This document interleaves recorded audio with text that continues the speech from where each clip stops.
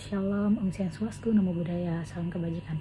Perkenalkan, nama saya Nova Susilwati dengan NPM 23114 dari kelas A. Yang terhormat Bapak Dr. Subilo Wiono SH, MPD. Jadi di sini saya akan menjelaskan artikel yang sudah saya analisiskan, yaitu yang berjudul Hukum Adat dalam Perspektif Antropologi, yaitu penulisnya itu Andi Dwi Pratiwi, volume 4, nomor 2, pada Oktober 2021 lalu. Baik, jadi kita tuh masuk ke latar belakang. Pertama tuh hukum adat hidup dalam masyarakat. Kedua tuh menjadi bagian dari budaya. Ketiga tuh masih digunakan hingga saat ini. Jadi artikel ini tuh membahas kedudukan hukum adat dalam kehidupan masyarakat di Indonesia, serta bagaimana hukum adat itu dipahami melalui kajian antropologi hukum. Pembahasan ini tuh difokuskan pada fungsi, karakteristik, dan peran hukum adat dalam menjaga keteraturan sosial. Indonesia juga memiliki beragam suku dan budaya yang melahirkan berbagai bentuk hukum adat. Meskipun tidak tertulis, hukum adat tetap dipatuhi karena dianggap sebagai aturan yang diwariskan secara turun-menurun dan sesuai dengan nilai yang hidup dalam masyarakat. Baik, selanjutnya itu kita masuk ke konsep hukum adat. Pertama tuh hukum tidak tertulis, terus berasal dari kebiasaan masyarakat serta bersifat living law. Jadi hukum adat tuh terbentuk dari kebiasaan yang dilakukan secara terus-menerus. Hingga saat ini aturan yang diakui bersama. Hukum ini juga disebut living law karena tumbuh berkembang dan menyesuaikan diri dengan perubahan kehidupan masyarakat. Kita masuk ke hubungan hukum adat dan antropologi hukum. Pertama tuh hukum sebagai bagian dari budaya.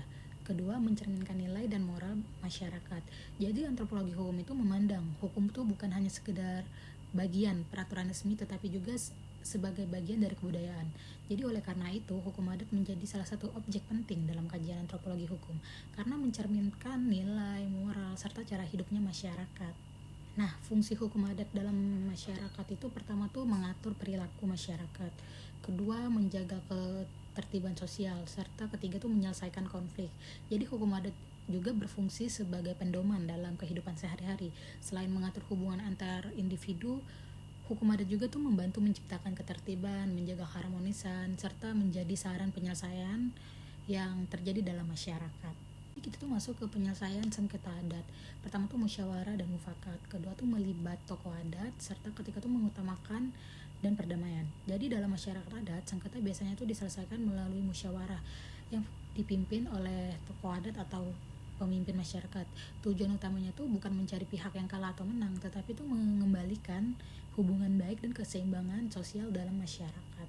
Terakhir kita masuk ke kesimpulan. Jadi yang pada slide-slide sebelumnya sudah saya bahas, hukum adat tuh masih relevan menjadi bagian dari budaya hukum di Indonesia juga, terus berfungsi menjaga ketertiban sosial. Jadi hukum adat itu memiliki peran penting dalam kehidupan masyarakat Indonesia karena mampu menjaga keteraturan sosial dan menyelesaikan konflik secara damai. Keberadaannya juga tuh menunjuk bahwa hukum dapat tumbuh dari nilai dan budaya yang hidup di tengah masyarakat.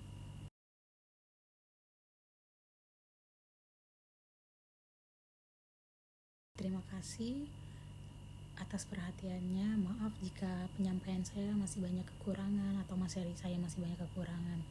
Saya ucapkan Assalamualaikum warahmatullahi wabarakatuh. Shalom, Om Swastiastu, salam kebajikan, Namo Buddhaya.